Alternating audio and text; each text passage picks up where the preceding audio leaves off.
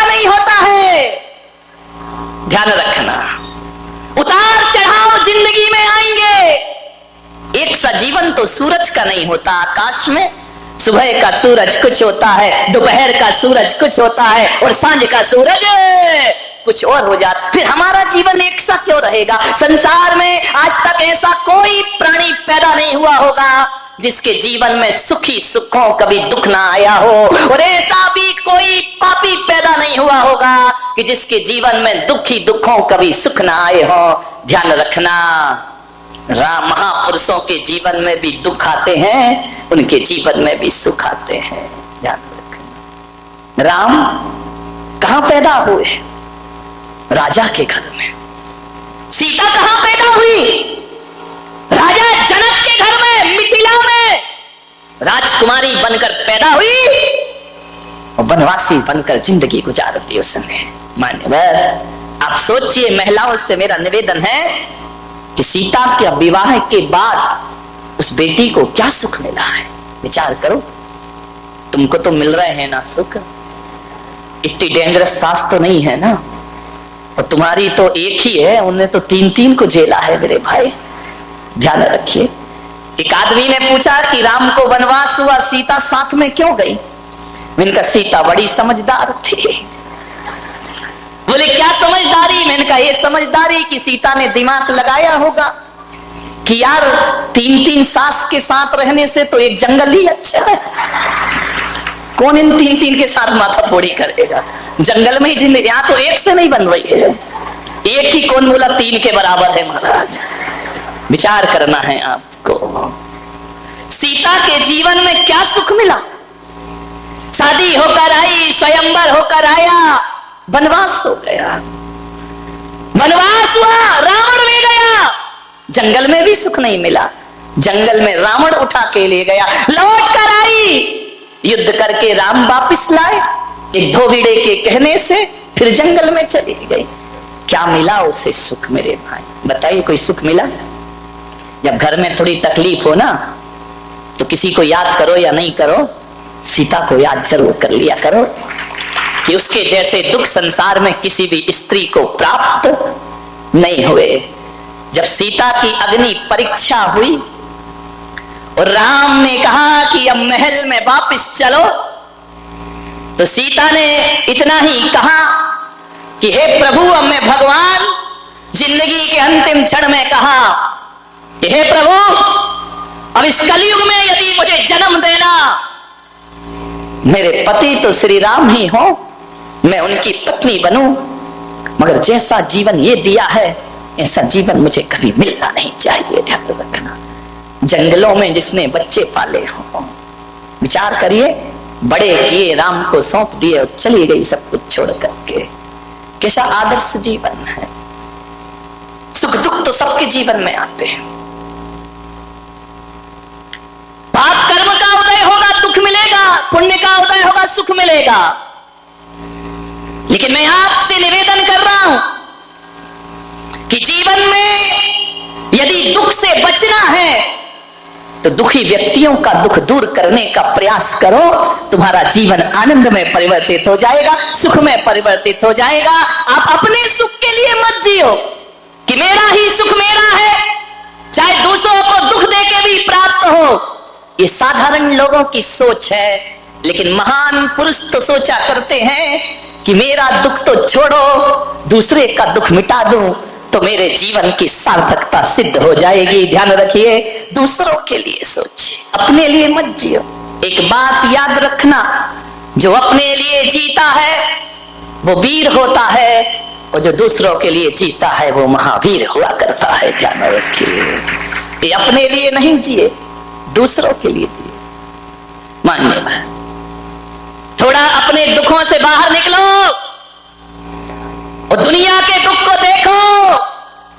तुम्हारा मन कहेगा कि दुनिया में कितना गम है और मेरा गम कितना कम है। ध्यान, इबादत मंदिरों में जाके अपने दुखड़े रोते रहते हो, कभी दूसरों के दुख की प्रार्थना की? कभी कहा है भगवान मेरा पड़ोसी बहुत दुखी है, उसे सुखी कर दे? कभी नहीं कर। बोला है कभी? हाँ, पढ़ लेते हो शांति पाठ में, सर्वे भवन्तु सुखिना सर्वे, ये बकवास है, बोलते बस हो, मन में तो ये रखते कि सत्यानाश हो पड़ोसी का। ध्यान रख, मेरे से आगे बढ़ रहा है, बर्बाद हो जाए, हे भगवान मुझे दे या नहीं दे, पड़ोसी को मत देना। ध्यान रखना, ये स्थिति, ये सोच है हमारी। एक भगवान की पूजा कर रहा था, पूजा करते समय महादेव प्रसन्न हो गए। महादेव ने कहा कि मांग वरदान। तो बोले सही में दोगे? अरे बोले अपने जैसा बेईमान क्यों समझ रहा है, मांग मिलेगा। तो बोले दो भगवान। बोले क्या तेरे पास क्या नहीं है? बोले सब है, लेकिन दुख इस बात का है कि जो मेरे पास है वही पड़ोसी के पास है। तो भगवान ने कहा तू पड़ोसी का टेंशन मत कर, तू मांग, क्या मांग रहा है?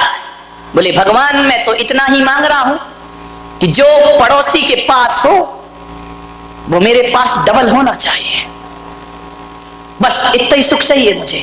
एक बात बताऊं, आदमी अपने दुख से दुखी नहीं है, आदमी पड़ोसियों के सुख से ज्यादा दुखी है। उसके घर में शांति कैसे? और महिलाओं के तो, यहां की महिलाओं की बात नहीं कर रहा हूं, कौन बोला औरंगाबाद वाली आज आई हैं? ध्यान रखना, विचार करिए, महिलाओं का तो यही है, यदि पड़ोस के घर में शांति है तो कानाफूसी करो थोड़ी सी। सास बहू प्रेम से कैसे रह रही है? थोड़ा बहुत सभा में चूहिया छोड़ दीजिए। इतनी होशियार होती हैं महिलाएं, यहां वाली नहीं, यहां वाली तो बहुत सीधी है, जलेबी की तरह। इतनी होशियार, इतनी होशियार कि पड़ोस के घर में जाएंगी, बहू बैठी है, अब मालूम है क्या करेगी? पड़ोस के घर जाके उठ के आ रही कि अब मैं चलती हूं, और आते आते बहू के कान में कुछ कह दिया, बस इतना ही कहा कि अब मैं जा रही हूं। सास देख रही, अच्छा कान में कह रही, इसका मतलब मेरे खिलाफ कोई षड्यंत्र चल रहा है। और उसने कुछ नहीं कहा, उसने इतना ही कहा कि मैं जा रही हूं, और वो भी तीली लगाने आई थी, कोई घर को सुखी करने नहीं आई थी, कान में कह के चली गई। अम्मा ने देखा, क्यों, क्या बोल रही थी वो?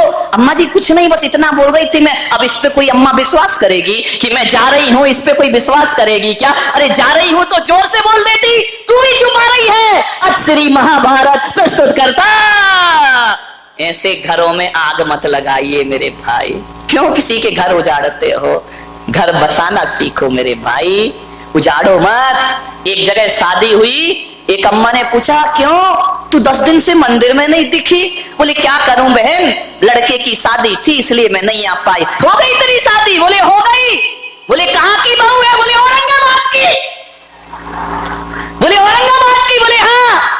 बोले कितना मिला है? अब तुझे क्या लेना देना कितना मिला है, वो जाने उसकी बहू जाने, तेरी छाती काहे को जल रही है?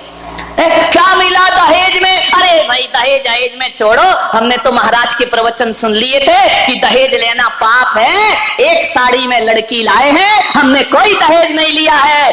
अरे अम्मा ने माथा फोड़ा मंदिर में, बोली धत तेरे की, तू भी महाराजों की बातों में लग गई। उनके तो ना आगे कोई ना पीछे कोई, तेरी तो गृहस्थी लगी है। 1 घंटे के प्रवचन में हीरा सा बेटा फ्री में बेच दिया, तेरे की सत्यानाश। हीरा सा बेटा, अब जब इतना हीरा सा था तो तूने अपनी लड़की क्यों नहीं दी? ऐसे घरों में आग लगाई जाती है, ध्यान लगा। हीरा सा बेटा कौड़ियों के भाव में बेच दिया, मैं होती तो लाखों रुपए लेती दहेज। अब बता, उस बुढ़िया के दिमाग में कचरा डाल दिया इसने। वो इतनी खुश थी बेचारी, और ऐसे मीठे शब्द बोल बोल के कचरा डाल दिया कि हीरा सा बेटा। जब हीरा सा था तो तुझे पहले का कीड़ा सा दिख रहा था वो। ध्यान रखिए, मत उजाड़ो किसी के घर, ध्यान रखिए, घरों को बसाइए, किसी के घरों को बर्बाद मत करिए। आओ, ये इंसान एक मंदिर के समान हुआ करता है, और ये धरती उस तीर्थ स्थान के समान हुआ करती है जहां हम लोग रहा करते हैं। मान्यवर, एक तीर्थ जैसा वातावरण बनाइए, जीवन स्वर्ग हो जाएगा आपका। किसी के घरों को बर्बाद मत करो। तुम्हें क्या लेना देना दहेज मिले नहीं मिले? आजकल मंदिरों में ये पद्म पुराण नहीं पढ़ती, बुढ़िया पुराण ज्यादा पढ़ती हैं। पुराण तो खुला ही रहता है, रामायण दूसरी चलती रहती है। पता चला इतनी देर मंदिर में क्या बोले स्वाध्याय कर रही थी। अब तुम्हारे स्वाध्याय में बकवास के सिवा होता क्या है? बोलो, निंदा पुराण है और कुछ नहीं है। 2 लाइन पढ़ते हो, घंटा भर बुराइयां करते हो, इसकी बुराई उसकी बुराई, और कोई नहीं मिला तो बुलक सागर आए, इनकी बुराई कर लो थोड़ी सी। ध्यान रखिए, मुझे समझ ही नहीं आता, ये धर्म ध्यान है, ये स्वाध्याय है। 4 बैठ करके रामायण शुरू कर देती हैं अपनी, वो ऐसे वो वैसे वो ऐसा। अरे मैंने एक महिला बड़ी बुराई कर रही थी मंदिर में बड़ी जोर जोर से, ये महाराज वैसे वो महाराज वैसे, उसकी बहू ऐसी उसका बेटा ऐसा। अरे तो मैंने कहा इधर आई, ये कर क्या रही है? बोले क्या कर रहे हैं? धर्म ध्यान कर रहे हैं। मैंने कहा ये धर्म ध्यान हो रहा है, एक दूसरे की बुराइयां कर रही हो, एक दूसरे महाराजों की बुराइयां निंदा कर, ये धर्म ध्यान है तुम्हारा? बोली महाराज जो आपने सिखाया वही तो कर रहे हैं। मैंने कहा मैंने क्या सिखाया? बोले आपने तो कहा था कि रोज आलोचना पाठ पढ़ा करो। मैंने कहा कमाल है, धन्य है भाई, ये आलोचना पाठ चल रहा मंदिर में।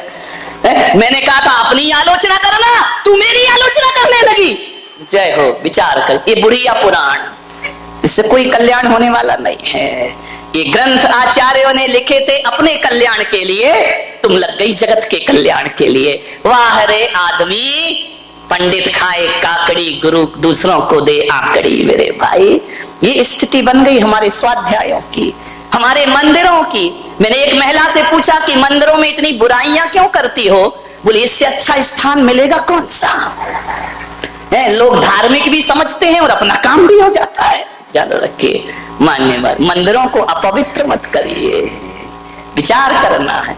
ये स्वाध्याय के नाम पे, ये पूजा पाठ के नाम पे, ये परंपराओं के नाम पे समाज में जो जहर घोला जाता है, ध्यान रखना, सोचना है आपको, विचार करना है। ये मोक्ष के रास्ते सदा सदा को बंद हो जाया करते हैं। अरे मोक्ष के रास्ते वो नहीं होते हैं जो समाज को 2 भागों में बांट दे। मोक्ष के रास्ते तो वो होते हैं जो शेर और गाय को एक घाट पानी पिला दे, वो मुक्ति का रास्ता हुआ करता है। सांप और नेवला को एक साथ बिठा देता है, वो मुक्ति का रास्ता हुआ करता है। ध्यान रखिए, कुछ नहीं है, सब बकवास। जिसे धर्म समझ रहे, धर्म धर्म सब कोई कहे, धर्म न जाने कोई।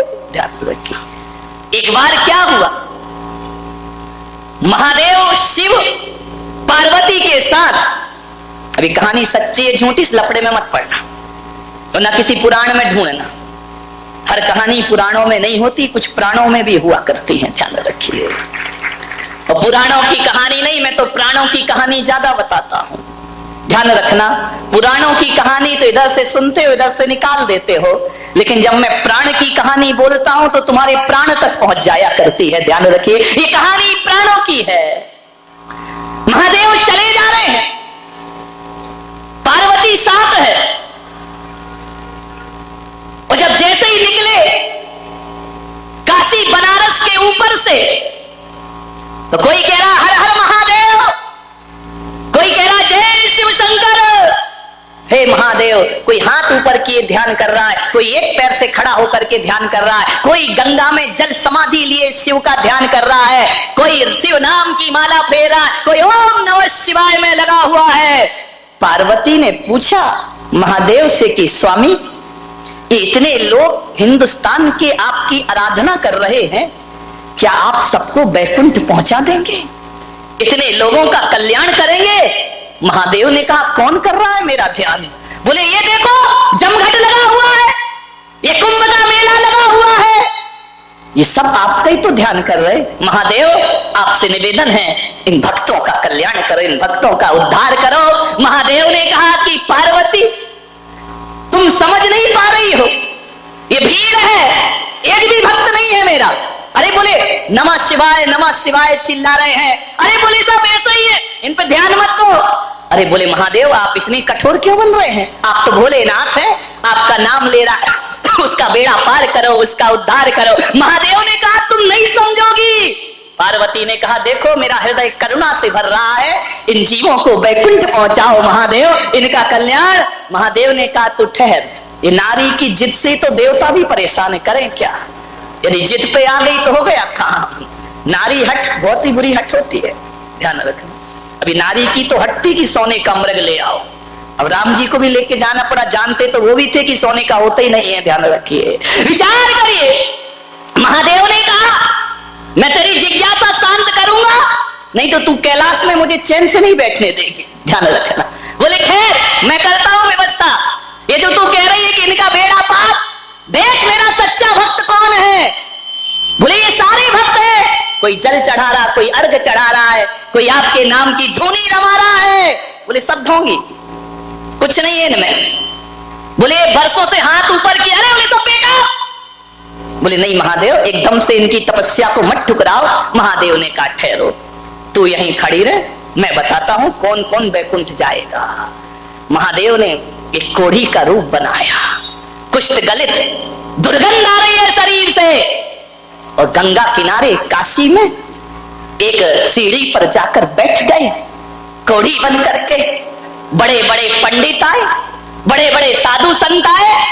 उसने कहा हे भाई मुझे गंगा स्नान करा दो, मेरा गंगा में नमन करा दो, मेरा कुष्ठ दूर हो जाएगा, मेरे पाप दूर हो जाएंगे। जो निकला छी छी दूर, कौन छुएगा तुझे, तुझे तो कुष्ठ रोग हुआ, तेरी देह गल रही है। सब मुंह बना करके निकल गए। नमः शिवाय नमः शिवाय, कोई डमरू बजा रहा, कोई ढपली बजा रहा। महादेव ने गौरा से कहा कि देख रही हो ये मेरे भक्त एक भी मुझे गंगा में स्नान नहीं करा रहा है। जिससे कहा वही मुंह फेर के चला गया। पंडित चले गए, महंत चले गए, किसी ने हाथ नहीं लगाया कि महादेव को कोई इस बूढ़े को गंगा में स्नान करा दे।